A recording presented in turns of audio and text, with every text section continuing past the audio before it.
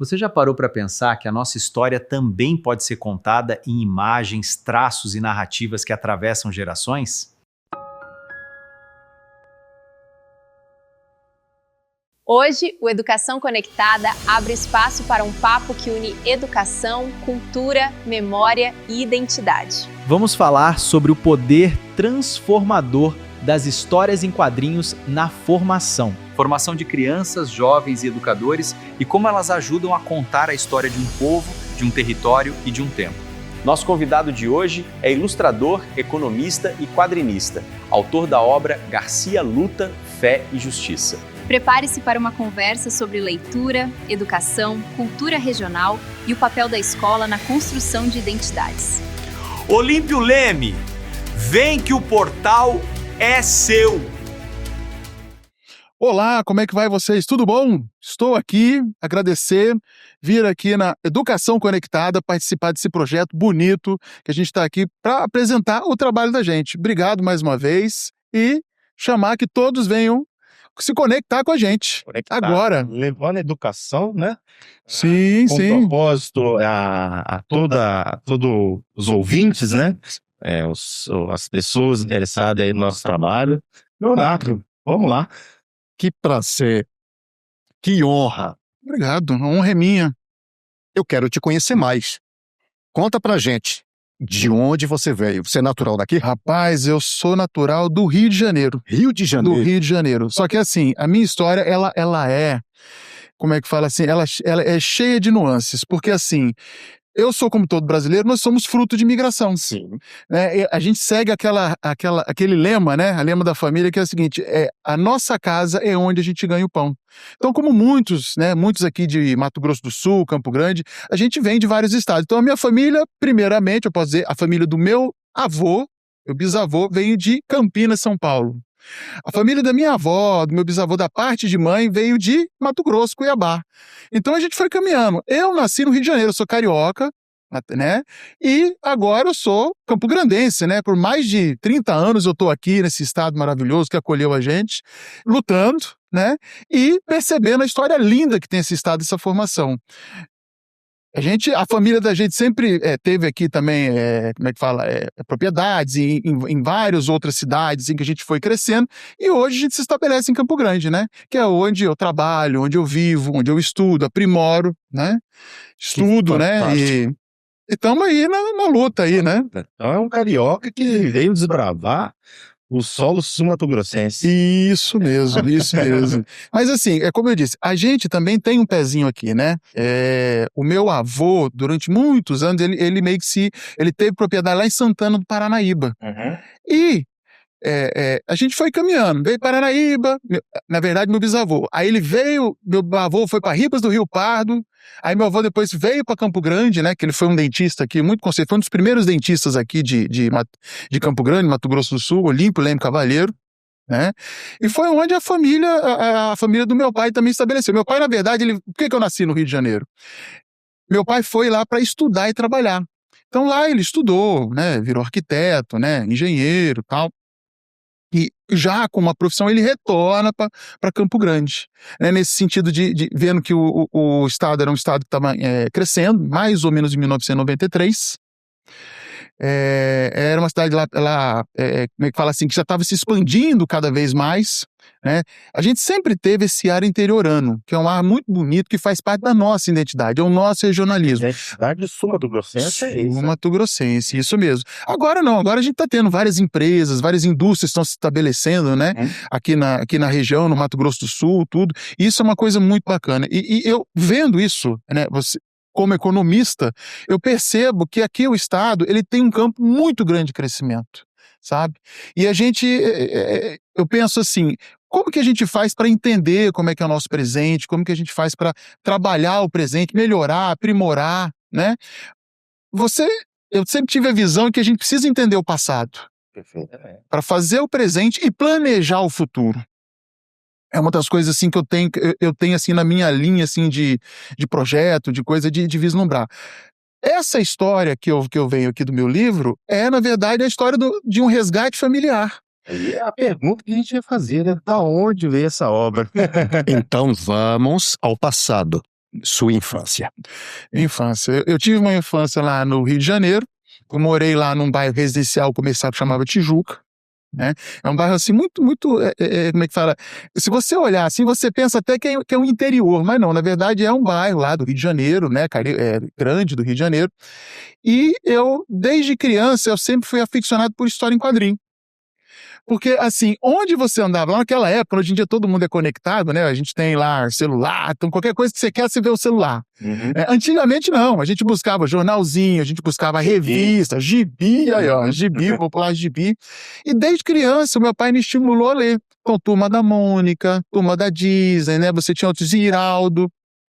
E aquilo sempre foi um polo, né? Sempre me atraía. E eu tive compulsão por desenho. Vem da infância, então. Vem da infância. Diz, né, a minha família que desde os 2 anos eu já pegava num lápis e ficava lá. Na verdade, eu acho que muitos pais vão ver isso vão entender o que eu tô falando. Eu era muito hiperativo. Não dormia. E aí, meu pai falou assim, gente, o que vai fazer? Eu levou médico, tudo, e tomava, né? Existia antigamente, você tomava aquele que era homeopatia, né? Aqueles negócios, tudo. Mas o médico falava, não, filho, é criança. Criança é assim mesmo. Coisa, pulava e tal. E aí aconteceu uma virada de chave. Botaram um papel, um lápis na mesa e me deixaram. E eu fiquei. Desestressou o menino. Então, assim, funcionou como um ponto focal para mim. E aí meu pai via que aquilo me estimulava, me concentrava, né? Ele começou a fazer esse vínculo comigo. Me dava um gibizinho, me dava um livro, alguma coisa, né? E é uma dica, inclusive, que eu falo para os pais, compre um livro, uma revista em quadrinho, compre, sabe? Veja lá na banca, às vezes tem na banca, ou então nas livrarias, né? A gente tem um livro aí, no shopping, né? Tem... Eu acho assim que pode o pai fazer um combinado com o filho, né? E fazer uma proposta. Meu filho, poxa, se você quiser tal presente que você tá me querendo, que tá me pedindo, poxa, vamos ler o gibi para forçar essa leitura, né, Leonardo? Sim. Para trazer para esse mundo, né? Que está, vamos dizer, muitos se perdendo pela conexão, né? Eu acho que a gente, por exemplo, tem uma facilidade aí, né? Porque a verdade é assim, o celular, o tablet, o computador, ele seja uma facilidade, tá fácil ali. Ao mesmo tempo que você tem essa facilidade, e é necessário, inclusive, por exemplo, estudo, né, para você poder se conectar com outras pessoas, nós nunca fomos tão conectados como nós somos hoje. E nós estamos aprendendo a lidar com isso. Eu penso que o futuro é promissor. Sabe? Essas nuances que a gente está buscando, iniciativas, por exemplo, aqui, poxa, educação conectada. Isso é importantíssimo que vocês estão fazendo no trabalho. Porque vocês estão levando, vocês estão delimitando aquilo que pode ser feito, aquilo que, sabe, a orientação da coisa, sabe? Eu lembro que uma vez o pessoal falava assim, eu vi esse ditado seguinte assim, muito tempo atrás, a televisão, quando surgiu, falaram assim, vai acabar com o teatro. Vou falar por que eu digo isso. Aí o pessoal fala assim, então agora que vai vir o celular, vai acabar o livro. Não, acho que muito pelo contrário. Como a gente tem mais acesso à informação, e o desafio é a gente conseguir lidar com essa gama de informações. Você, por exemplo, hoje em dia eu tenho acesso, que eu sou um ávido consumidor de quadrinhos e livros também. Eu tenho acesso a livros que eu jamais teria se eu estivesse lá, aqui, sabe, no Rio de Janeiro. Então nós temos mais acesso, e isso é muito bom. A gente consegue ver a visão de autores, de repente, do outro lado do mundo. Então eu posso ter acesso a um quadrinho da Índia, da China, do Japão é o concurso, né? O Japão nós temos o mangá, né? Nós aprendemos hoje com o mangá e tal. Da Europa, né? Isso seja também os comics, né? Que são dos Estados Unidos. Então eu acho que o celular, ele nos leva, eu acho, a ter, se eu souber lidar com isso, acesso a mais livros. Você pode fazer a pesquisa, achar o tema dos livros e trazer ele fisicamente, né? Então, ele é a porta de conexão de pesquisa. Né? Isso mesmo. E olha que coisa sensacional. Eu vi até um certo tempo que você pode fazer o seu próprio livro, a sua própria revista em quadrinho lá. Você vê o tema, de repente você quer presentear seu filho. Tem isso até na internet, né? Você chega lá e fala, olha, eu quero contar uma história pro meu filho. Você faz lá com a inteligência artificial, tal, você cria os quadrinhos e você pode, de repente, mandar lá para impressão, através lá do próprio programa. Sabe? Eu acho isso sensacional. Eu acho que é uma ferramenta que ela adiciona. Nós não podemos ter medo. Não, sim. Né? Não podemos ter medo. Mas eu acho que tudo começa com o ser humano. Né? E termina com ele. E termina com ele, com certeza absoluta. Então eu percebi que o seu pai te apoiou nesse processo de desenvolvimento. Sim, meu pai me apoiou, é verdade. Vou voltando, né? Eu acabei divagando aí, eu peço até desculpa. O meu pai, ele me mostrou um trabalho de um artista que o nome dele chama Maurice C. Escher. Ele foi um designer holandês, um arquiteto holandês. Os desenhos dele, se você olhar, se você pesquisar aí na internet, são os desenhos que se fazem hoje com IA.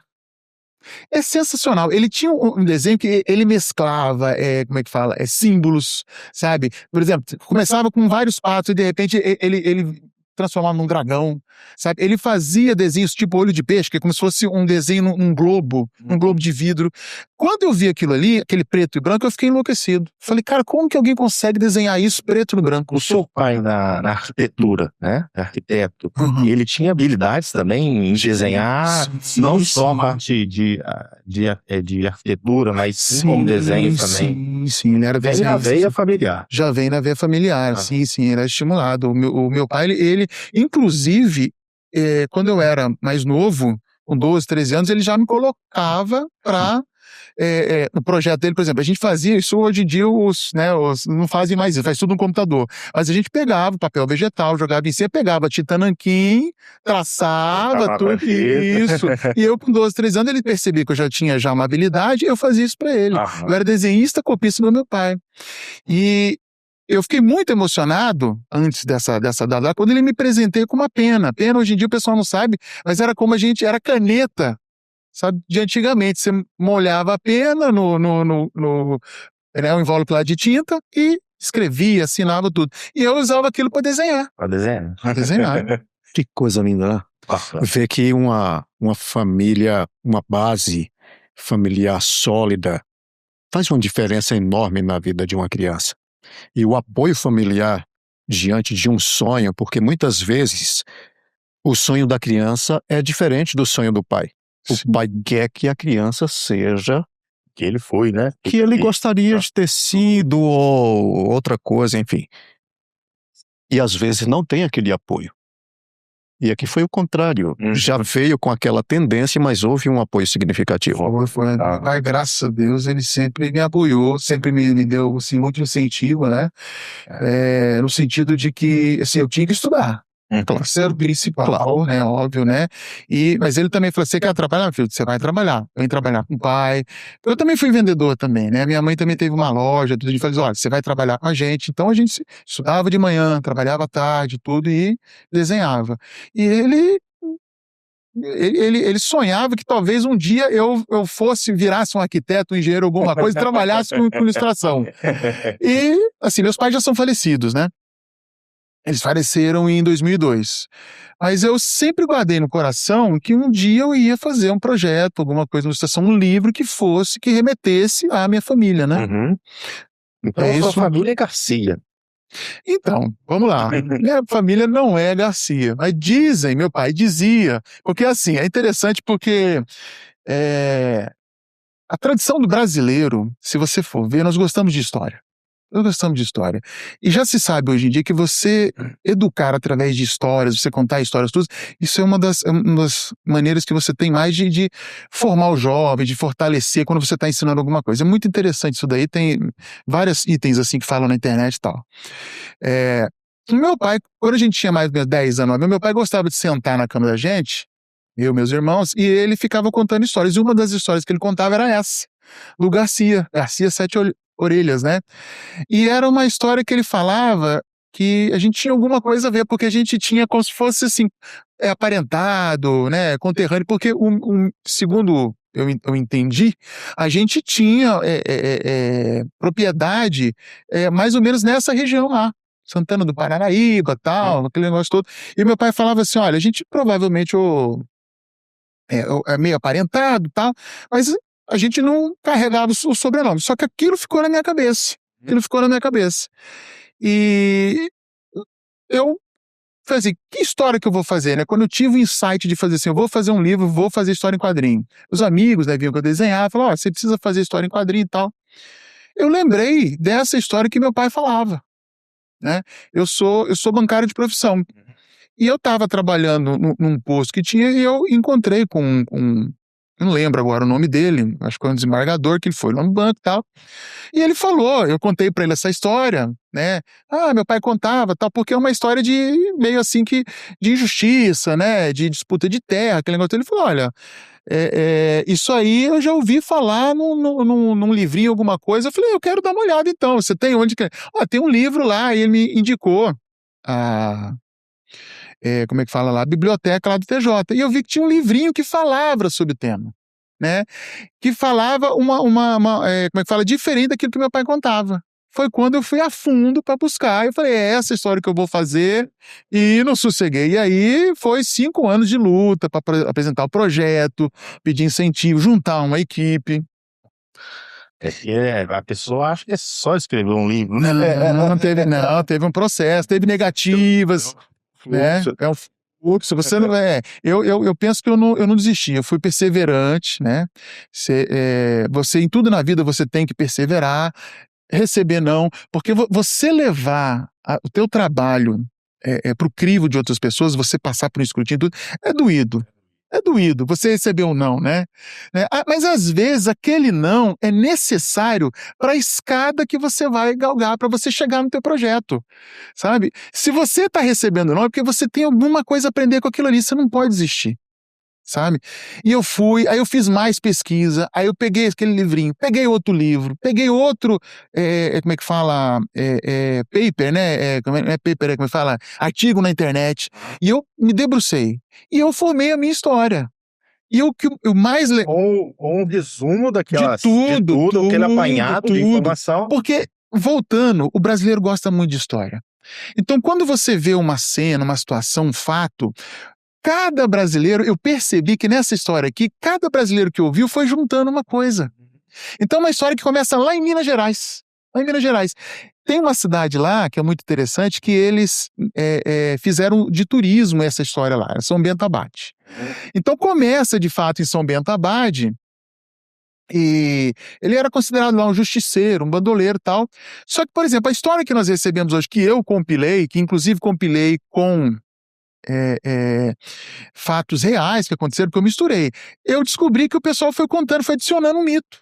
Então, essa história é o mito e a realidade de fato, né? As pessoas foram adicionando mais coisas e na história eu falo o que é verdade, o que não é, eu conto, estabeleço e falo, olha só como é que a gente praticamente tá criando, como é que fala? Como é que fala? Você está colocando no imaginário do brasileiro a ânsia que ele tem, você coloca na história aquela ânsia, aquela vontade de justiça, né? De você lutar, você ser perseverante, de você ter um objetivo, você adiciona na vida daquela pessoa lá e você transforma em algo maior.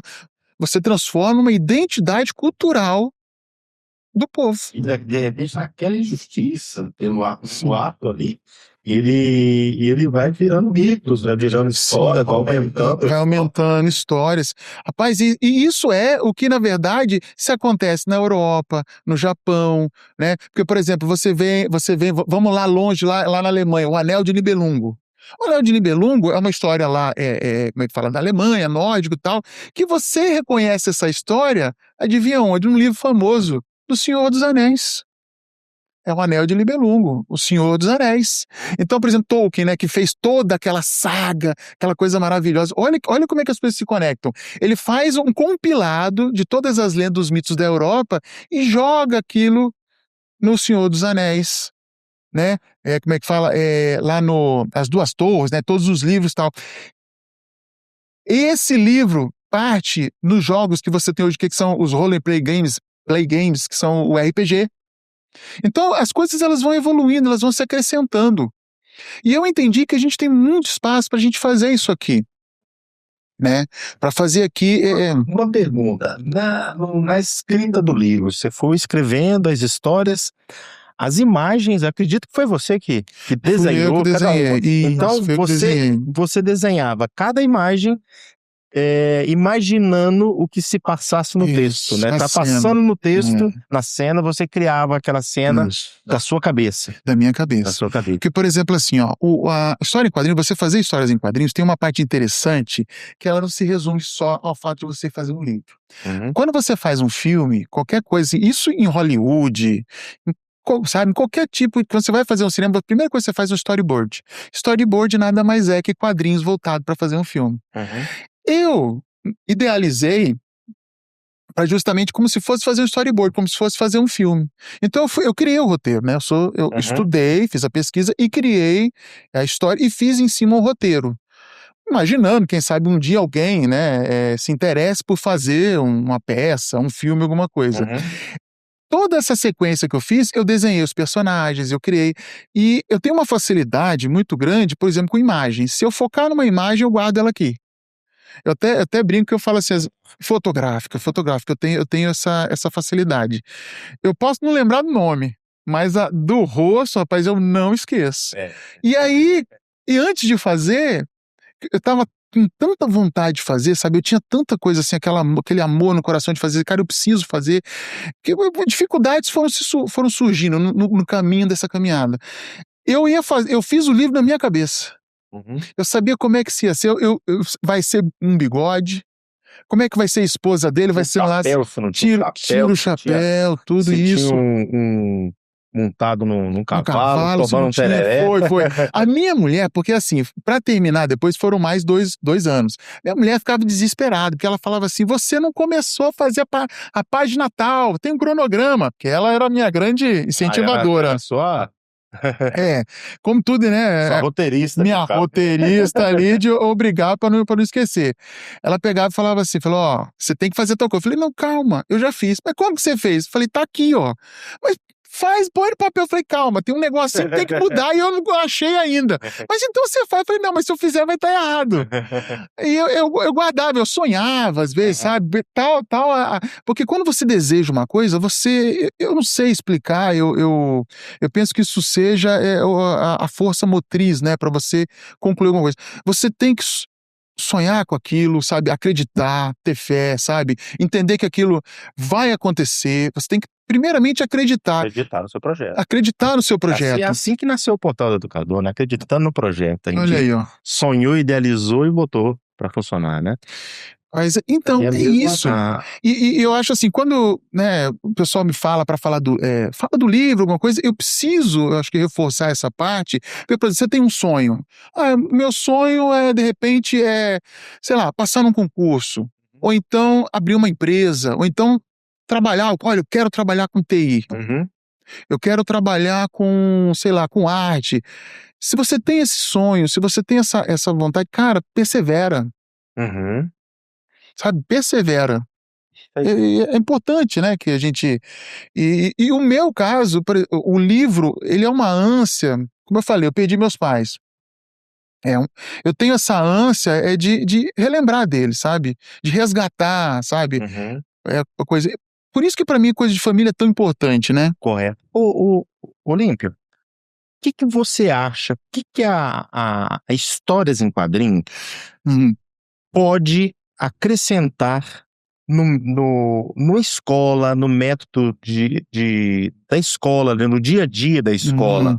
O que você acha que as escolas poderiam aplicar, fazer para levar, resgatar as histórias em quadrinhos e levar para dentro de sala de aula? O que você pensa hoje? Pode ser com o uso da tecnologia, pode ser com o uso do papel.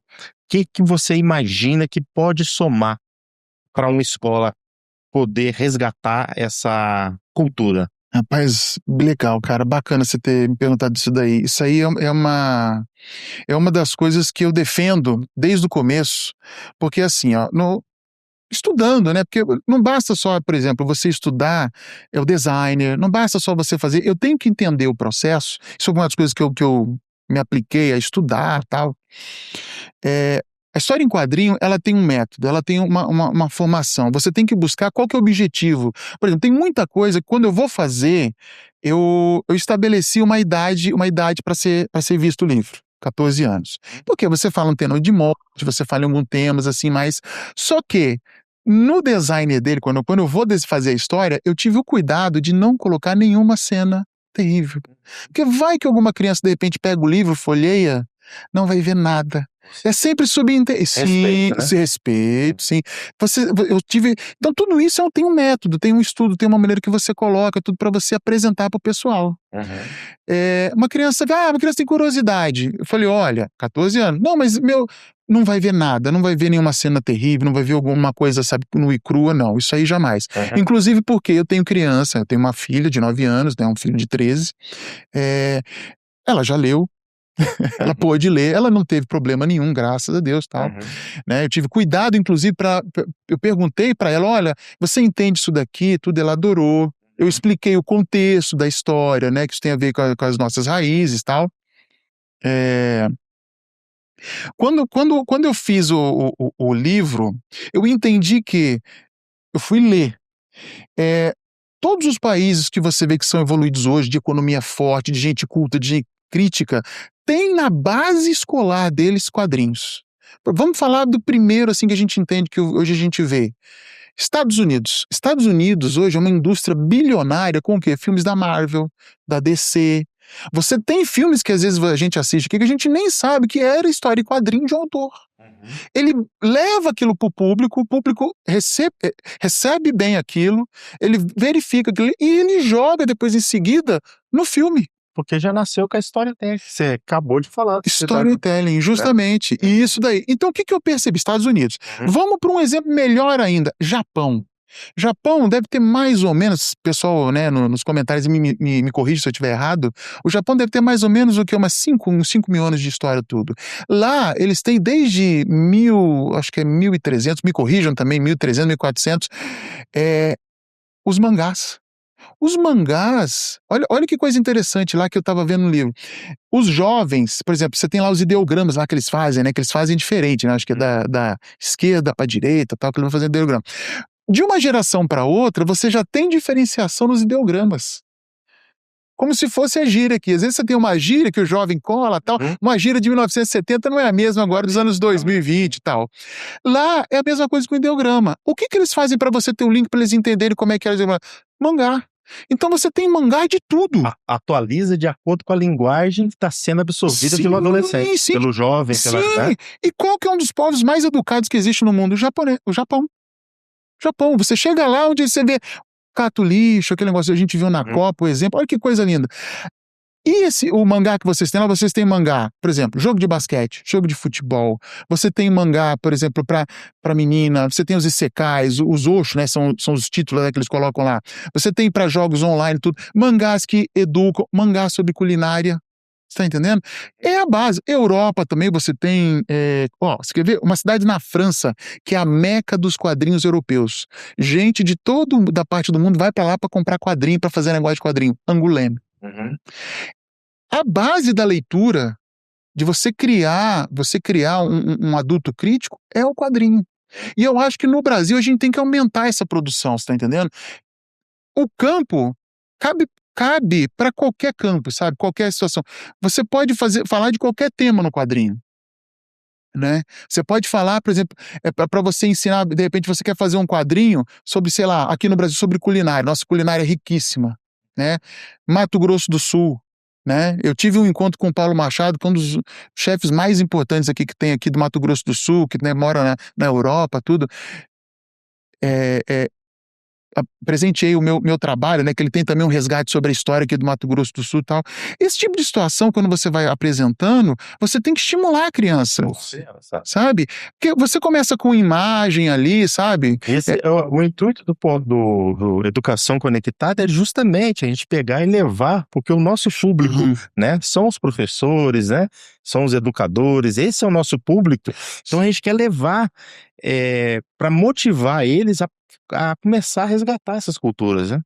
E você pode, por exemplo, nos primeiros anos, né? Você tem que sempre ter uma pedagogia da ludicidade, né? Você vai apresenta, você brinca com a criança.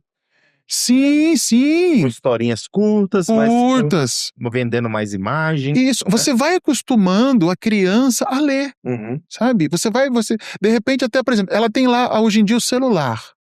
Você pode ter história em quadrinhos no tablet. Você pode, inclusive, fazer histórias em quadrinhos interativas, onde ela clica lá, vai apontar o lugar. Então, ela vai se reconhecendo ali, ela vai se interagindo.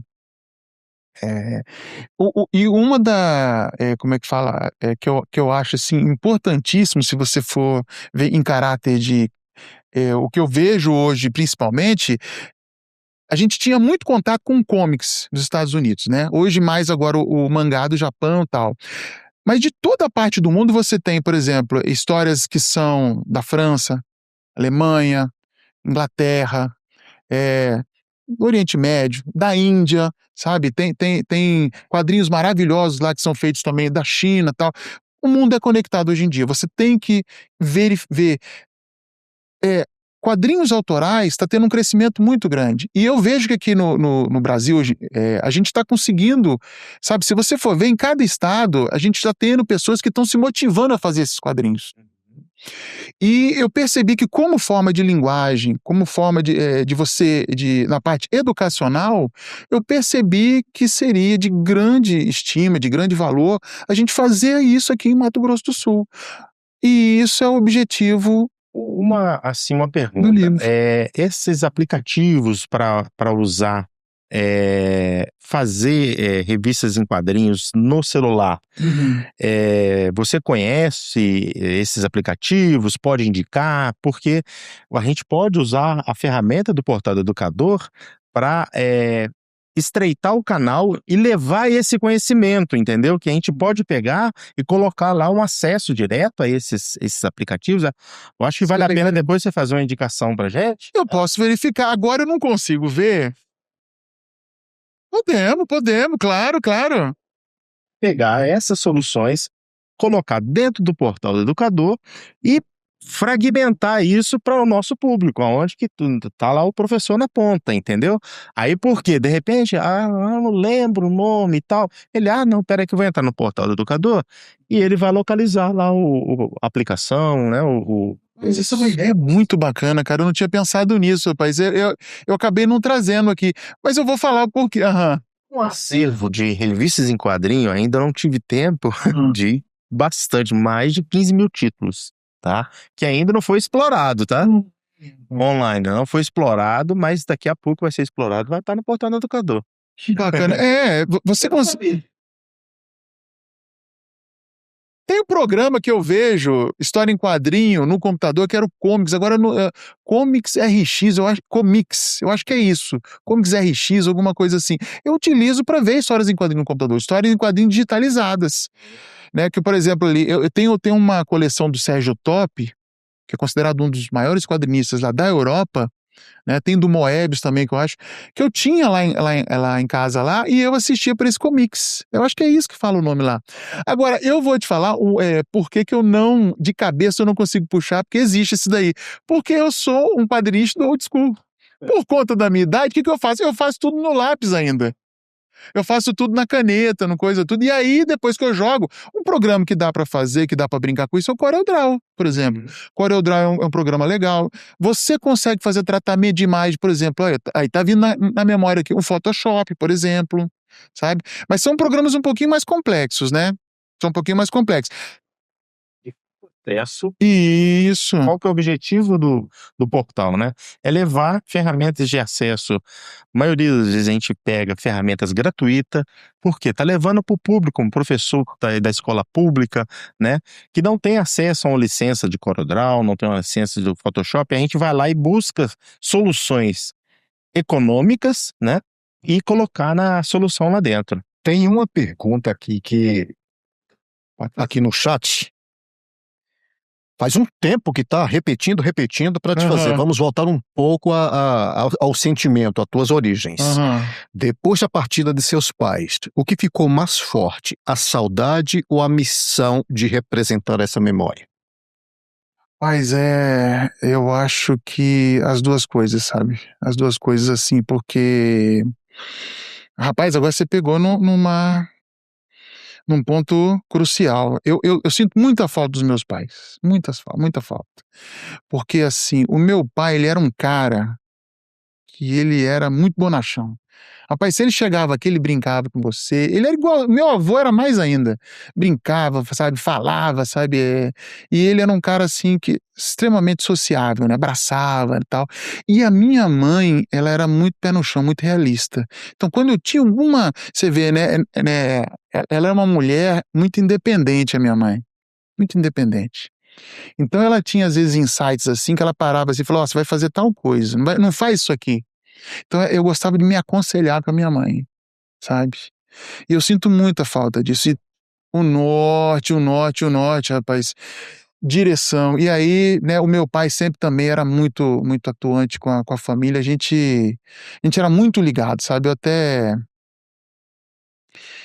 Eu não sei se é porque... Enfim, você desculpa, eu fiquei emocionado, mas o livro é para resgatar, é para relembrar, porque eu penso assim, a gente precisa saber das nossas origens, sabe? Eu acho que uma das coisas que... Preservar, tem uma coisa aqui que eu vou fazer, eu vou devagar um pouquinho só, mas eu vou voltar no tema. Eu vi uma vez uma série na Netflix que falava, um tema importante, interessante até, mas importante, sobre escravidão. E uma das coisas que me tocou muito, mas chegou a doer até um pouco no coração, era como aquele indivíduo que chegava aqui, ele tirava a origem dele, né? Tirava a coisa. E eu percebi que eu acho que uma das coisas importantes para você transformar, assim, para você, é você buscar. Ah, mas eu só tenho uma mãe. Por exemplo, a minha mãe foi filha de mãe solteira. Nós... Que seja, então você tem história da sua avó, você tem história de luta, sabe, de briga, que ela sobreviveu, sabe? Quando você relembra aquilo que teu pai e tua mãe falou, só sua mãe, só seu pai, sabe? Você acaba trazendo aquela lembrança para você poder agir, para você poder fazer. Então isso é muito importante, sabe? Você resgatar esse processo de família, sabe? Pega seu livro. Se hoje você pudesse falar para os seus pais sobre isso daqui, frente a frente, o que diria para eles? Rapaz, eu falaria pro meu pai: pai, tá aqui, ó. Tá aqui, eu tô honrando teu nome, tô tentando honrar aquilo que o senhor me falou. Tá aqui, mãe, ó, eu fiz aqui para lembrar de vocês, para que vocês estejam vivos na memória da gente. É isso, rapaz. É pesado, rapaz, isso aí. É o significado. Rapaz, e essa vontade que eu tenho vontade de fazer... Esse depósito de amor deposita num produto, num projeto, né? Quando você idealiza, isso aí é que dá vida, né? Essa aí que dá vida. Mas eu tenho essa... Você sabe que, assim, eu brinco porque hoje eu tenho meu filho mais velho e tenho minha filha. Então eu brinco, eu falo assim, eu queria ter um menino, queria ter uma menina, para lembrar do meu pai e para lembrar da minha mãe. Minha esposa falou: mas a gente não sabia. Eu falei: não, eu sei que não sabia, mas já que veio, então eu falo. Aí eu brinco, eu sempre falo, porque a minha mãe, a minha avó, ela é bem morena. E nasceu a minha mãe branca de olho claro, claríssimo. E eu falei pra minha esposa, falei: olha, antes da minha filha nascer, eu falei: olha, eu quero ter agora uma menina de olho claro. E a minha filha nasceu de olho clarinho. Januário, me fala sobre este este cidadão? Januário Garcia Leal, vamos lá, rapaz. Esse cara aí foi uma figura, né? Uma figura histórica, né? Primeiramente, é assim, ó, o Januário, ele viveu lá pelos idos de 1800, né? Ele foi um agricultor, né? Ele tinha a fama de bom homem. Bom homem era um título que você adquiria quando você era um cara que trabalhava devidamente lá. Você era um cidadão, né, que você podia confiar, né? Antigamente tinha aquele dado do fio do bigode. Fio do bigode. Então era uma pessoa que cumpria suas obrigações, tudo, né? Religiosa e tal. E ele tinha um cargo que, tanto o valor dele, de capitão de ordenança, né? Capitão de ordenança. Não, capitão de ordenança, porque era uma patente militar que você tinha naquela época, porque em 1800 as fronteiras ainda não estavam tão formadas e tal, você tinha um título que era assim, invadiu aqui, então esse cara era acionado. Era acionado, como se fosse mais ou menos isso que você falou mesmo. Ele era acionado, capitão de ordenança, mas por enquanto ele ficava lá. E aí, ele tinha um irmão que tinha uma terra lá, de uma coisa divisa com uma outra família. E entram em disputa de terra. E vão no juiz, e vão aquilo tudo. E o Januário falava assim: olha, isso aí não vai dar certo, você tem que tomar cuidado e tal, papapá. Isso é o fundo da história. Só que acabam matando o irmão dele por conta disso. E aí começa a saga do Garcia, do Januário Garcia Leal, em que ele tem que ir buscar justiça, ele fica indignado, porque, por exemplo, hoje a gente tem essas questões aí que precisam ser tratadas, né, que a gente vivencia, né, é uma coisa que vem lá de trás. E aí chega era o ouvidor na época, né, que chamava, né, que era o cargo, falou: olha, se você, olha, nós não temos como trazer essas pessoas à justiça, mas se você quiser ir atrás, você pode. Aí ele é acionado nessa hora, e aí que ele vai atrás, para tentar buscar justiça, né, de uma certa maneira, tudo, né? Uma pergunta forte aqui também. O que a busca de Januário por justiça diz sobre o Brasil de ontem e de hoje? Vamos lá, esse é um tema polêmico, né? Polêmico, né? E tem a ver um pouco também com aquilo que a gente luta para mostrar e fazer. Eu acho assim, a nossa justiça, ela precisa ser melhorada, né? Ela tem que melhorar, ela tem que ser aprimorada, e é uma coisa que a gente vê lá atrás. Então, quando eu conto essa história, inclusive até eu especifico isso no livro, tudo que a gente está passando aqui tem raízes lá atrás. Você está vendo? Então, gente, a gente precisa reconhecer o que está acontecendo. Isso já vem de longe. O que nós vamos fazer para mudar? Então, quando eu escrevo a história também, é um pedido de mudança, sabe? Olha, vamos mudar. Isso aqui não tá sendo legal. A gente está sofrendo das mesmas situações, pelos mesmos problemas que a gente está vivenciando e tal. Vamos tentar evoluir, vamos tentar lutar, porque, assim, eu acho que a gente precisa ter mudança, sabe, aqui no país, sabe? Se a gente não aprimorar isso daí, não buscar entender o que está acontecendo, porque, veja bem, às vezes a gente tem, algumas pessoas têm a preocupação, eu não quero saber disso daí, sabe? Não adianta a gente, como é que eu vou explicar? Passar pano para isso. Jogar debaixo do tapete, eu acho que é isso daí. A gente tem que trazer isso em um tema, mas falar abertamente sobre ele. Olha, nós estamos com um problema aqui. Uma discussão saudável. Agora que você falou, você foi respeitando. Isso! Cada um pensa de um jeito. Nossa, você falou uma coisa que a convergência, eu acho que está faltando convergência pra gente. Saber ouvir o outro lado, não criticar. Rapaz, eu acho que, olha, você falou uma coisa bacana sobre a internet. Às vezes a gente clica lá para ver notícia, alguma coisa, você vê às vezes muita briga de um lado, muita briga de um outro. Eu tenho um sonho na minha cabeça, uma utopia, mas um dia a gente vai conseguir, né? Vou falar de mãos aqui. Nós vamos conseguir juntar essas duas mãos e nós vamos conseguir pegar, sabe, o problema com afinco e falar assim: ó, as duas mãos juntas. Vamos resolver. A gente tem que chegar num consenso. Se a gente não chega num consenso, fica um falando de um lado, um falando do outro, ninguém se escuta, ninguém entende. Então, acho que a gente passa por um momento crucial, onde nós vamos ter que largar um pouco essa, como é que fala? Essa desigualdade, e vamos começar, eu acho tal coisa. Então, tudo bem. Eu acho que isso aqui é um pouco... Vamos discutir educação. Vamos discutir e é isso, rapaz. As diferentes visões, tudo, sabe? Bonito, né? Bonito, muito bacana. E você acredita? Se acredita, deixa seu comentário, tá? Chegou mais uma pergunta aqui bem interessante, mas voltado para a educação, tá? Deixa-me ver aqui. Tá aqui. O que mais te preocupa na educação hoje de crianças e adolescentes? Vamos lá. A criança e o adolescente, ele precisa ser protegido. Primeira coisa, sabe? E uma das coisas que a gente até conversou aqui no comecinho, né, tal de falar, a gente tem que tomar muito cuidado com a internet, com os celulares, tudo. Quando você vai trabalhar a educação, você tem que saber aquilo que aquela faixa etária ela pode entender. Quando eu falei, por exemplo, do livro ali, 14 anos. 14 anos ele já vai entender todo o tema, morte, justiça, ele já vai ter um começo de senso crítico.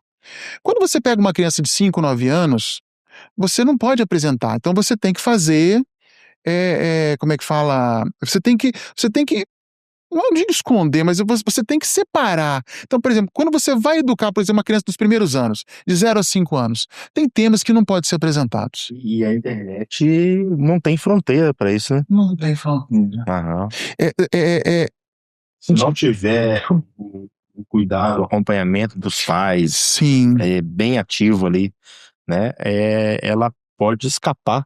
Pode. É algo que não é pertinente à idade da criança, né? Mas uma das coisas, por exemplo, quando eu matriculei a minha filha, meu filho, tudo, uma das coisas que eu procurei saber, olha, como é que você está conversando com um determinado tema?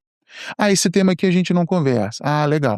Olha, meu filho vai fazer 12, 13 anos. Não, isso aqui já pode, ele já vai entender. E eu penso assim, que o pai e a mãe é muito importante que ele interaja com isso daí. Ele saiba exatamente o que a escola está apresentando, você está entendendo? Tem que ter restrição. Uma das coisas que eu achei interessante é você restringir o celular indiscriminadamente. Quando você está num ambiente de sala de aula e você tem, por exemplo, um tablet, alguma coisa, esse é ok. Porque você está, inclusive, quando você estabelece o tablet para a criança e um professor está ciceroneando, está educando, você, inclusive, você vai administrar e ensinar aquela criança a trabalhar. Você está entendendo? Quando é indiscriminado, não. Mas quando você tem uma pessoa que ensina, que indica, vamos trabalhar. Porque eu penso assim, na sala de aula não é todo tablet. O professor ele vai apresentar a matéria, ele vai usar como se fosse uma ferramenta. Então você tem que entender que é uma ferramenta. Né? Uma soma. É uma soma. É isso mesmo. Isso é muito importante. Você não pode excluir, você tem que ensinar a trabalhar com essa ferramenta. Sabe? Eu acredito, eu vejo a internet da seguinte forma. Principalmente para crianças. É um ambiente que precisa ser controlado. Imagina uma casa com crianças pequenas brincando com instrumentos afiados, pontiagudos, sem supervisão. O que vai acontecer no final? Alguém vai se machucar. Assim eu vejo a internet. Isso que falta um pai e uma mãe para controlar. Cuidado com essa faca. A faca ela é feita para cortar, mas desde que seja uma pessoa hábil, um adulto, alguma coisa. Uma criança não saberia mexer com isso. Isso é verdade. É isso aí. Sempre chega no nosso... Sempre a gente chega, né? Você vê a conexão, ela... Uma pergunta chegou aqui. Quando sai o próximo? Então, vamos lá. É bacana ter falado sobre isso aí, ó. Inclusive, vamos voltar naquele assunto da convergência. Esse livro é o primeiro. O objetivo que eu tenho da minha vida, e é uma ânsia, né, que cresce comigo, com a minha família, é justamente resgatar a história do Mato Grosso do Sul. A gente sabe que o cara, né, teve uma pessoa que veio para cá, que foi o Antônio Pereira, que ele veio de Minas Gerais. Eu fui, através dos estudos, eu cheguei mais longe, então eu vim antes de Antônio Pereira, né? Primeiramente naquela cidade lá de Paranaíba, que é o pessoal José Garcia Leal, que foi delegado em 1834 e tal. Eu vou no tio dele. Esse aqui é praticamente um prólogo. Então eu começo e a história termina em Mato Grosso do Sul. Eu tenho uma ode, tem uma última página lá que é uma ode e tal, que a gente faz, apresentando, né, toda a nossa diversidade, né, os povos, as etnias e tal. O próximo que vai vir já vai ser contando como que foi a nossa colonização.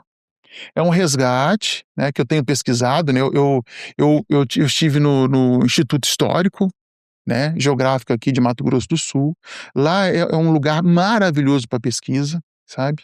E eu tenho me debruçado com afinco, e eu cheguei, né, num livro, num diário do próximo, que vai ser o próximo personagem principal, que vai falar sobre como que a gente veio para cá, como que a gente se manteve, né?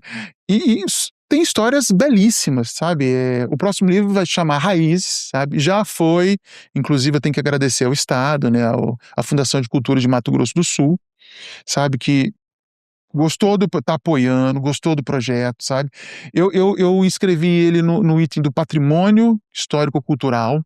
Eu fiz questão de passar por essa chancela, porque eu precisava que alguém verificasse o projeto, estudasse. Eles têm um cuidado, sabe, enorme quanto a isso, né? E eu fiz uma pesquisa assim muito grande, inclusive para quê? Para colocar as pessoas que formaram o nosso estado. Então lá você vai ter sobrenomes que, por exemplo, hoje talvez a gente conheça de alguns políticos. Então nós temos os Gonçalves, os Barbosa, os Lopes, sabe? Os Pereira, e por aí vai. São pessoas que conseguiram formar a nossa terra, desbravar, e tiveram sucesso de ficar aqui no estado, onde antes os espanhóis que vieram, lá em 1700 e pouco, não conseguiram. Então, o que eu posso dizer para vocês, que vai naquela base da convergência, foi que quando nós viemos para cá nesse período de 1834, nós tivemos que ser unidos. Então, com esse apoio aí que você teve, essa obra vai chegar nas escolas, vai chegar na ponta, né? Vai chegar na ponta com rigor. Isso mesmo. Levar a nossa história, resgatar. Cultura, valorizar os artistas locais, né? Sim. Levar isso a um ponto aonde que vai trazer vai lançar o objetivo, né? Isso mesmo. Vai fragmentar essa obra. Olha que pergunta interessante, chegou aqui. Onde compra? Tudo que é lugar. Nós estamos aqui na Amazon, nós temos na Amazon, no Mercado Livre, no Mercado Pago, né, que faz Mercado Livre. Mercado Livre, tudo. A gente tem comigo também no meu Instagram, se quiser, que eu já mando autografado. Não tem problema também, eu posso autografar também, você pode me acessar lá, tem no meu Instagram. Tem também no site do meu editor também, que é Editora Live também, que me auxiliou também, né? O Walter é uma pessoa maravilhosa que também acreditou no projeto, sabe? Rapaz, eu só tenho a agradecer, rapaz, pelas pessoas, né? Cada pessoa que vai vendo, vocês também aqui da Educação Conectada, vão acreditando no projeto, sabe? Eu vou te falar, o sonho ele tá se construindo e tá ficando cada vez maior, sabe, rapaz? Eu nunca esperei que isso ia chegar tão, sabe, tão longe. Eu tô muito feliz, rapaz. A gente também tá aqui, né? No começo, a gente fica aqui, toda hora a gente fala, nós vamos chegar longe. Não tenho dúvida disso, rapaz. Não tenho dúvida. Com uma palavra. Criança. Responsabilidade. Família. Tudo. Livro. Um sonho realizado. É um sonho. Uma palavra, um sonho. Educação. A coisa mais importante que existe. Legado. Perpetuidade. Medo.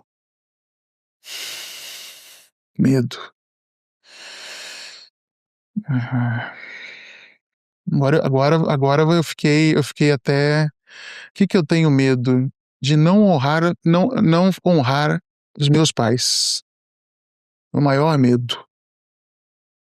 Honrar pai e mãe, justamente. Para que se prolongue seus dias na terra que o Senhor teu Deus te dá. Amém. Que mensagem você poderia deixar para os educadores que nos veem? Eu deixo uma mensagem de força, né? Que vocês perseverem, porque ser um educador é uma responsabilidade muito grande. Que todos tenham perseverança naquilo que faz, que acreditem no trabalho, saibam que vocês fazem a diferença em cada criança, em cada ser humano que vocês estão falando, cada adolescente. Eu acredito assim que cada professor é um exemplo, é um balizamento na vida do jovem, sabe, uma estrutura. Eu não cheguei de comentar acho que eu não tinha falado, eu também lecionei por um período de tempo. Só que eu fui catequista, tá? Eu fui catequista para criança, trabalhei com jovem, tudo. Eu sou católico de formação, tal.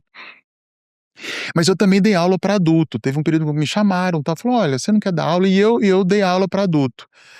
E uma das coisas que eu tenho um caso que aconteceu comigo foi justamente com um jovem na turma de adultos. Que eu acho muito bacana falar isso daí. Eu dava aula de matemática para pessoas que trabalhavam o dia inteiro e chegavam lá mais cansadas, tudo aquele negócio tudo. Então eu tinha a receitinha de bolo. Então quando eu tinha que ensinar uma matéria, eu fazia a receitinha de bolo. Ó, você vai aplicar essa fórmula, você vai fazer assim, você vai fazer tal. E tinha um jovem lá que ele não prestava atenção na sala de aula. E ele mais fazia o quê? Ele me desafiava no sentido, isso aí você está ensinando é muito fácil. Isso aí que você está fazendo, e ele provocava, você não sabe disso daí e tal. Então ele tinha um papel de provocação. Aí eu olhava para aquilo ali, eu achava, rapaz, o que eu vou fazer? Eu virei por minha vez para ele, tá fácil para você? Tá fácil. Então vem aqui, por favor, eu quero que você resolva para mim. Então se você já resolveu, me resolva para mim no quarto. Não, mas eu falei aquilo de coração aberto. Não, vem aqui, fala como é que você vê a tua visão, quero entender. Ele levantou e ele fez, e ele resolveu. Foi a coisa mais linda a fórmula que ele utilizou. Cara, eu fiquei olhando aquilo ali, eu falei, cara, como que você chegou nisso assim? Me ensina. Claro, a gente tem que também aprender o novo, sabe? Eu sempre me coloco como quando você ensina, você também aprende. O professor acho que entende isso, professor vai me entender. Aí ele foi lá na lousa, ele falou, não, professor, faz assim. Eu fiquei olhando maravilhado, falei, cara, você tem um dom, você tem um talento. Cara, é sensacional o que você fez. Aí eu expliquei para ele, falei, olha, mas o teu raciocínio tá perfeito. Mas eu tenho que ensinar para a pessoa que mais... É sério? Aí ele virou para mim e aquilo me emocionou. Ele falou, professor, mas eu não tenho mais jeito, eu usei... Ele falou para mim assim, eu usei... que eu não vou dar conta. Eu falei, não, cara, claro que não, você pode, mas eu não uso mais. Eu falei, cara, você pode continuar daqui para frente, olha o teu talento, você pode terminar, porque eu dava aula para ele concluir o ensino médio, ele ia lá depois fazia o ENJA, né, o EJA. Eu falei, cara, você termina o EJA, você pode ir para uma escola de matemática, você pode fazer uma faculdade de matemática, ou então de computação, você tem talento aqui, ó. Aí, beleza, parou, naquela aula ele ficou quieto. Aí eu continuei ensinando. Tá? No outra aula, quando ele veio, falou, professor, tal. Aí uma senhora que estava ali, eu não consegui entender. Ele falou assim, não, eu posso explicar? Eu falei, pode, vai lá, explica. Rapaz, esse menino me ajudou até o final, quando eu concluí a matéria. Eu fiquei amigo dele. Que o professor fez o quê? A diferença na vida de um aluno. Rapaz, eu fico emocionado quando eu falo isso, eu fico até arrepiado. Então, assim, de uma coisa, então acho que é difícil fazer isso. Às vezes você tá lá ensinando, tá cansado, às vezes a molecada faz aquela bagunça e tal. Aí ele deixou ele expressar como ele pensava, né? O que ele sentiu, eu penso que eu resgatei aquele momento, sabe? E eu posso falar pra você, rapaz, uma das maiores experiências que eu tive foi naquele momento de educar para adulto. Aí o pessoal falava assim, você dá aula de matemática? Vem cá dar aula de história. Eu falei, vou dar aula de história. Dá aula pra gente de geografia. Aí dei aula de geografia. E nós paramos, infelizmente, por conta da pandemia, né? Aí a pandemia aí foi outro processo, passou tudo, foi uma empresa lá de Florianópolis, foi isso. Eu acho que teremos que fazer mais um podcast com ele. Nós falamos do livro, falamos do cartunista, mas não citamos o economista. Exato. Temos tema para economia aqui, tá? Exposição, com alegria no coração. Ô, Leonardo, no próximo a gente com a experiência de economista dele, com a bagagem que ele tem. Aceita o nosso convite? Claro, opa! E levar esse assunto para explicar pro jovem que está indo para o mercado de trabalho, que está iniciando, né? O professor que está orientando esse jovem lá na ponta, no que a gente quer levar é esse recado lá na ponta, lá pro professor, né? Então, eu acho que é um tema muito bacana pra gente abordar e ele trazer essa experiência, essa bagagem de economista e passar isso pros alunos. Com certeza. Atributos. Primeiro, honrar pai e mãe. Isso foi algo bem destacado. nunca desistir. Ter um coração aberto para aprender e para pesquisar. Saber ouvir. A humildade precede a honra. Amar ao próximo como a ti mesmo.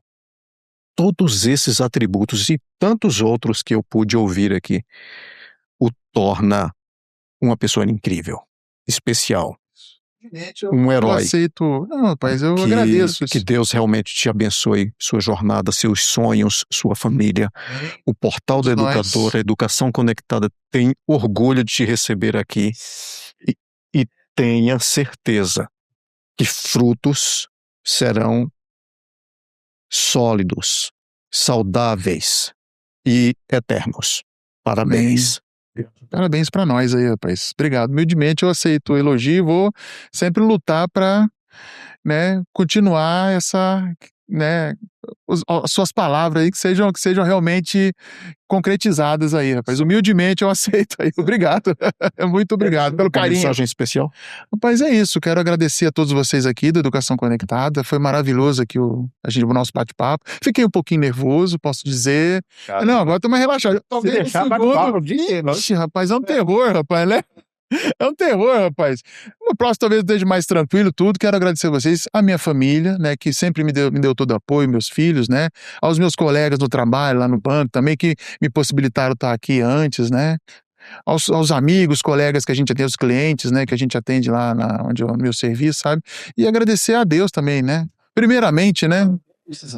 A gente está começando essa jornada, está iniciando esse projeto, né? Sim. Para seguir a gente lá no Instagram, né? Siga a gente no Instagram, no Seguir no YouTube, Instagram, com certeza. né? Para isso poder reverberar, crescer. Justamente, crescer e com solidez ali, com projetos bacanas. Muito obrigado, Olímpio. Obrigado a você, Deus rapaz. abençoe.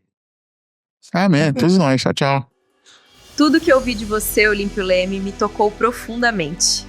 Cada palavra carregou verdade, sensibilidade e propósito. Como eu falei no início, o portal é seu, Olímpio, e tenho absoluta certeza de que não fomos os únicos a ser tocados hoje. Você alcançou e emocionou a todos. Gratidão. Chegamos ao fim de mais um episódio e fica aqui a nossa gratidão por você que esteve com a gente até agora. Se esse conteúdo fez sentido para você, siga o podcast, curta, comente e compartilhe.